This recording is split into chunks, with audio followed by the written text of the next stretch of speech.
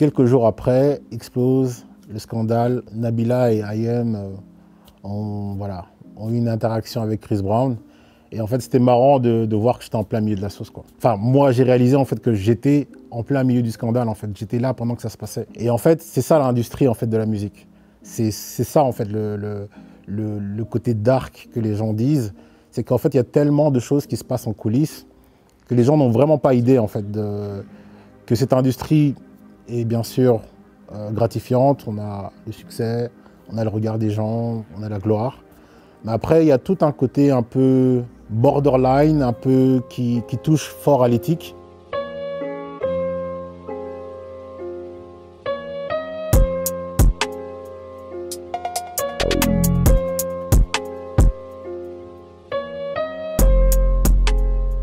Pour ceux et celles qui ne savent pas ce que tu fais, tu es compositeur, producteur, éditeur, entrepreneur et maintenant auteur. Alors, avant de commencer, est-ce que tu peux nous expliquer d'où est née cette volonté d'écrire un livre et comment on s'y prend quand on n'a jamais fait ça? Je pense que la plus grande richesse, c'est la transmission. C'est ce que mon père m'a appris. Et souvent, on n'est pas capable de donner un chèque à un autre artiste, mais on peut lui donner la connaissance. Et en fait, il y avait trop d'artistes qui venaient chez moi, qui galéraient juste à trouver leur marque dans cette industrie. Et c'est de là qu'est venue l'idée du livre, pour laisser ma marque dans l'histoire. Et le livre parle beaucoup de branding, donc de l'importance pour un artiste ou une artiste de se créer une image de marque. Est-ce que tu peux nous en dire plus par rapport à ça?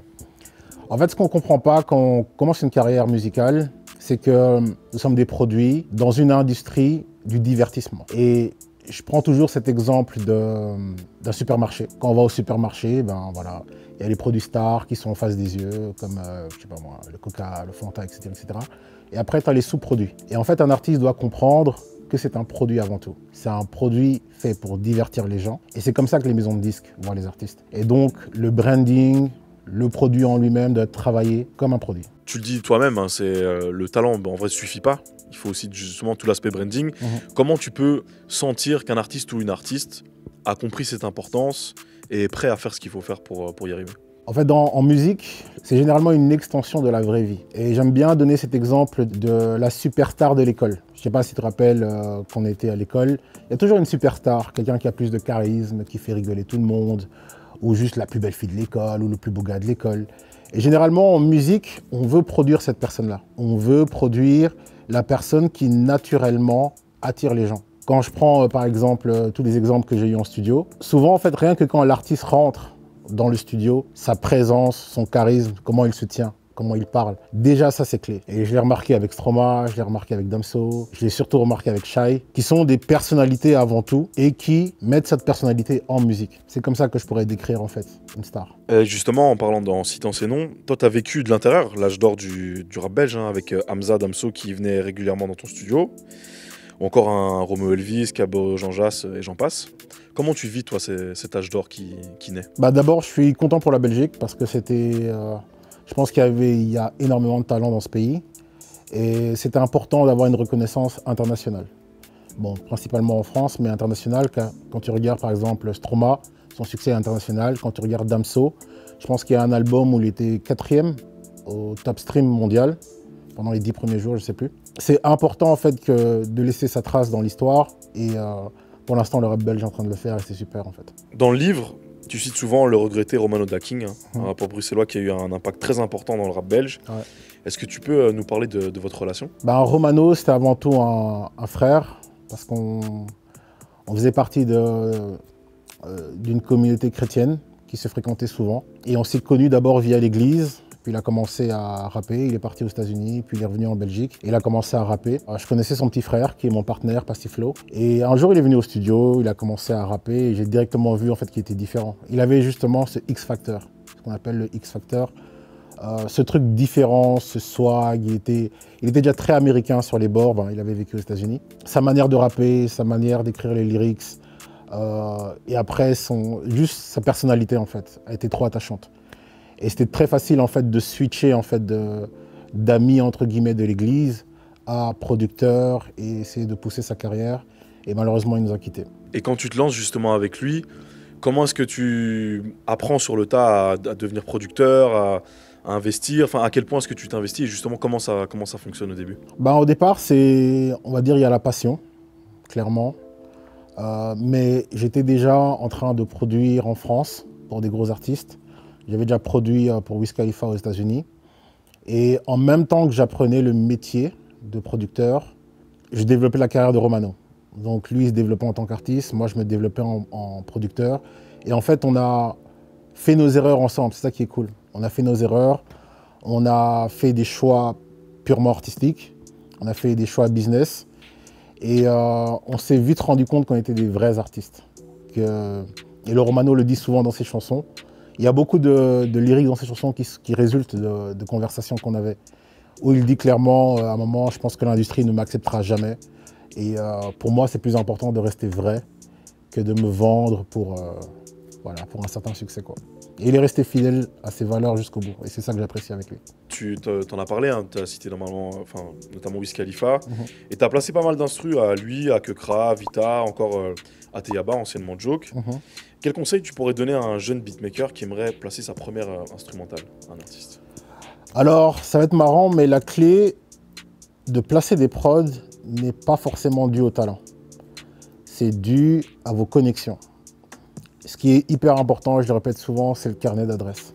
C'est important de connaître des personnes parce qu'on ne se rend pas compte, mais il y a beaucoup de décisions qui se font à cause de l'humain.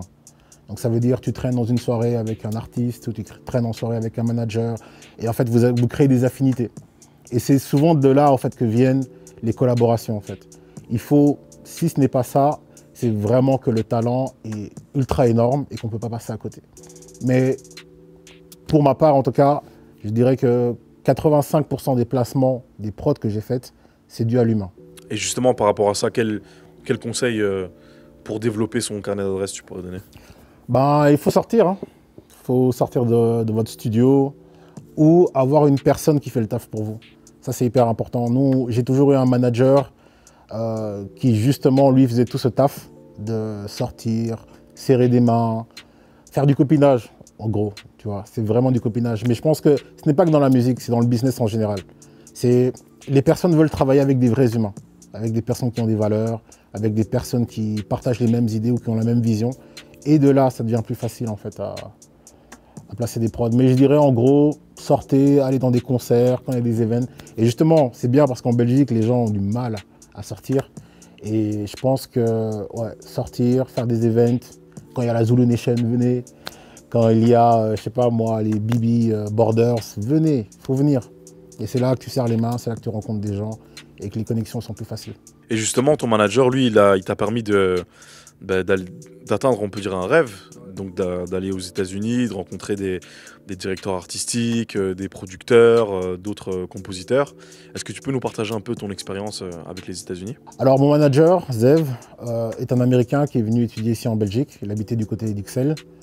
Je pense qu'il a commencé à travailler avec ZA, d'abord au départ. Dans ses sorties, dans ses connexions, il a rencontré mon frère. Mon frère l'a emmené à la maison et on s'est connectés. Il est devenu mon manager depuis. Et comme à la fin de ses études, il est retourné aux États-Unis. Et c'est avec lui que j'ai fait les premières maisons de disques, les premiers rendez-vous chez Universal, chez Bad Boy, chez Disturbing the Peace. Qui d'autre on a fait? On a fait des gros studios. On a été au studio où Michael Jackson a enregistré. Il nous a permis de rencontrer l'équipe d'Alicia Keys. Et on a fait aussi toutes nos armes avec Zev.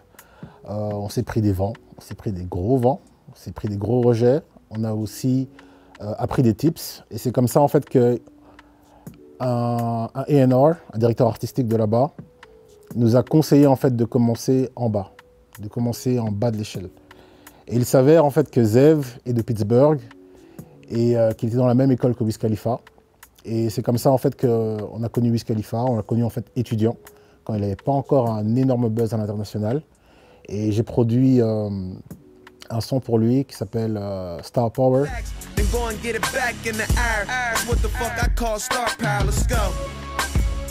le nom de la mixtape. Et en fait de là a commencé entre guillemets ma réputation aux États-Unis, ma réputation en France, ma réputation en Belgique. Et de là, en fait, est parti beaucoup de choses. Dans le livre, tu nous racontes une anecdote avec Chris Brown. Est-ce que tu peux du coup nous la partager? En fait, je voulais placer pour Chris Brown. J'avais un ami ici qui était booker et qui connaissait le DJ de Chris Brown, DJ Baby Drew. Et donc, il nous a connectés ensemble.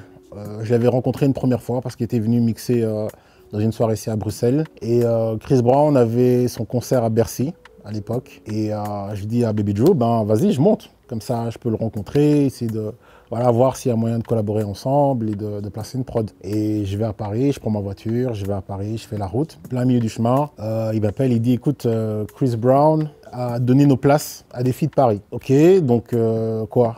Il me dit, vaut mieux pas que tu viennes parce que voilà, il a pris tous nos guests, il les a donnés à des filles de Paris. Je regarde le truc, je suis déjà au péage, je passe le péage, je me dis non, je m'en fous, j'y vais quand même.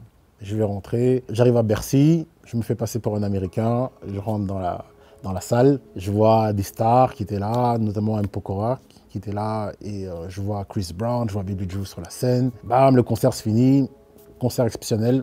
Puis j'appelle Baby Drew, je lui dis écoute, je suis quand même venu à Paris, viens on se capte à l'hôtel, tu vois. J'essaie de vite de voir Chris Brown et après je retourne sur Bruxelles. On arrive à l'hôtel, 1 heure, 2 heures, 3 heures, pas de Chris Brown. Moi je vois l'heure. Il est déjà minuit, je pense, un truc comme ça. Puis je dis, écoute, c'est pas grave, on a essayé, prochaine. Puis il me dit, non, viens quand même avec nous en club et tout, il sera là, et c'est mieux, tu vois, parce qu'on sera au VIP, et voilà, tu pourras lui parler. On arrive au club, super petit club à Paris, on rentre, 1 heure, 2 heures, pas le Chris Brown. Et il y a l'équipe de Rof qui arrive, je connecte avec eux, avec Iqbal. Il y a Booba qui devait venir au club. Vous voyez cette fameuse histoire où Booba, ou plutôt Rof, dit ouais on était en club et en fait toi t'as appris qu'on était là et que t'étais truc. J'étais là. Je parle à Baby Drew, je me rends compte que c'est mort et qu'il n'y aura pas de Chris Brown. Je parle avec lui, je parle avec les danseurs, etc., etc.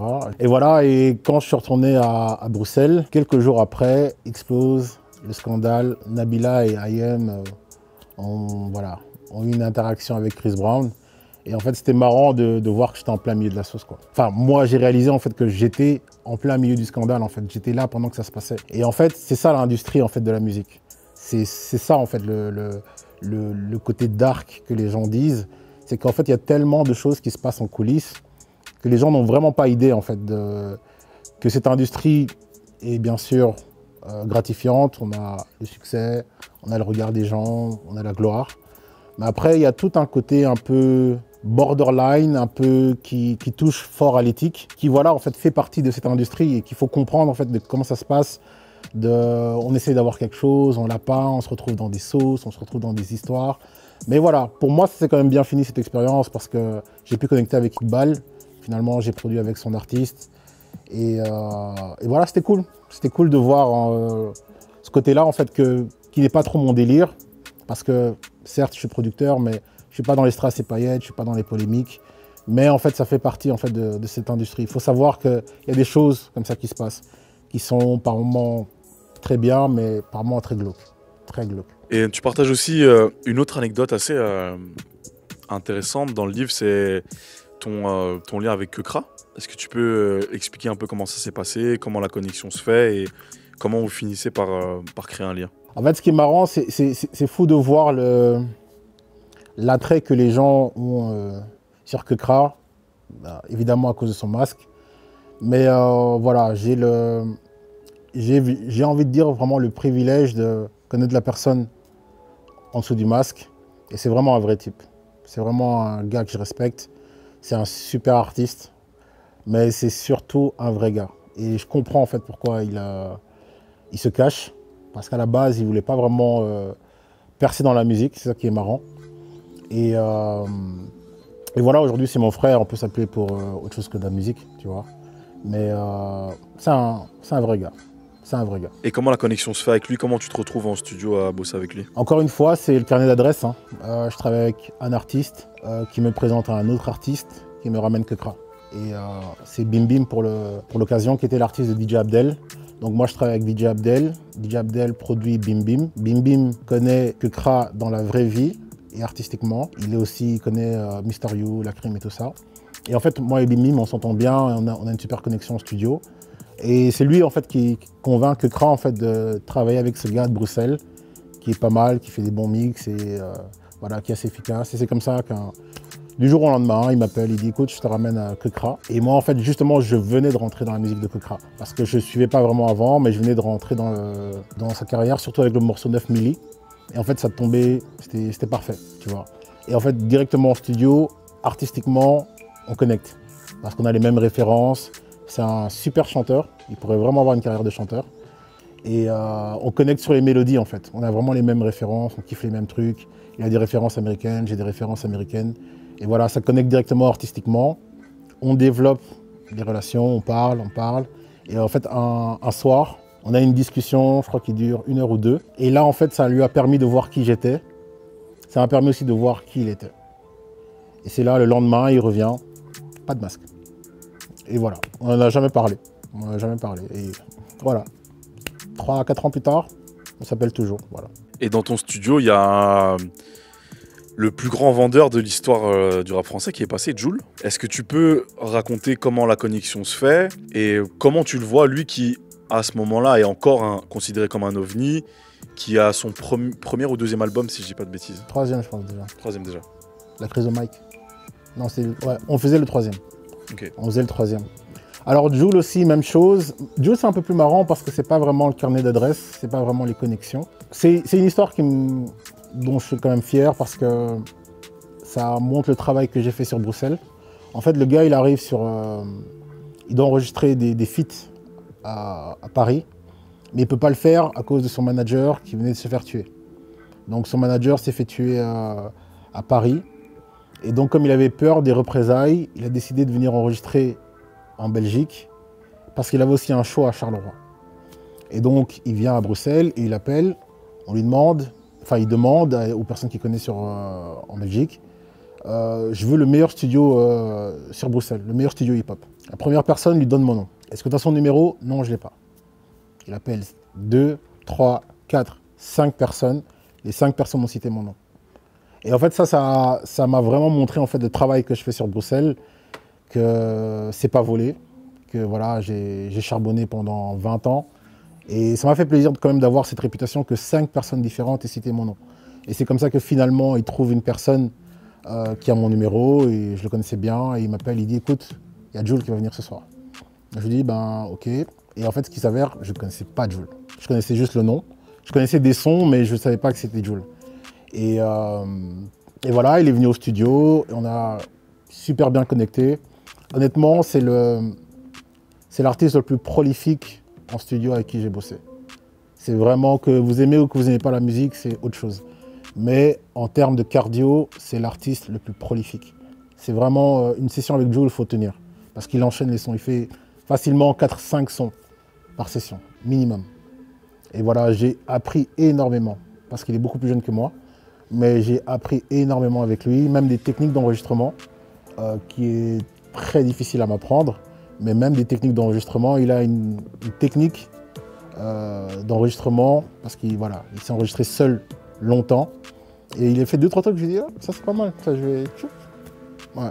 Franchement, incroyable. Et dans le livre aussi, au-delà des conseils par rapport à la musique que tu donnes, tu parles aussi beaucoup de l'équilibre entre la vie privée et la vie pro. Tu parles notamment de santé mentale. Est-ce que tu peux nous en parler un peu plus? Dans ce métier, il y a énormément de hauts et de bas.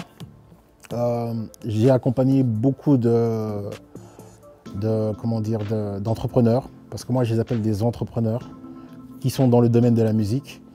Et aujourd'hui, tu as une bonne nouvelle, demain, tu as une mauvaise nouvelle. Aujourd'hui, tu gagnes de l'argent, demain, tu en perds plus, tu vois. Et en fait, il faut tenir, parce que on n'est pas des salariés. On n'a pas de patron, on n'a pas de garantie salariale. Tout ce qu'on a, c'est notre passion, notre détermination. Et en fait, il faut vite trouver un équilibre. Il faut vite trouver un équilibre mental. Il faut vite trouver la bonne équipe, les personnes avec qui partager cette aventure. Et comprendre, en fait, surtout, que la plupart des personnes autour de vous ne sont pas armées pour ça. La plupart des personnes, un entrepreneur, pour moi, doit rester avec des entrepreneurs. Si autour de vous, il y a des personnes qui ne comprennent pas, il ne faut pas leur en vouloir. Il ne faut vraiment pas leur en vouloir. Mais il faut comprendre en fait que cette aventure que vous entreprenez ne se fera pas avec vos proches, par exemple. Et il faut vite trouver l'équipe qui va vous accompagner. Est-ce que tu aurais un dernier conseil, un petit mot de la fin à donner aux gens par rapport à ton livre Alors, le meilleur investissement que vous pouvez faire, c'est aller sur Amazon.com ou Amazon.fr. Vous tapez Azayawala ou Read this before you start making music. et vous achetez le livre. Peace.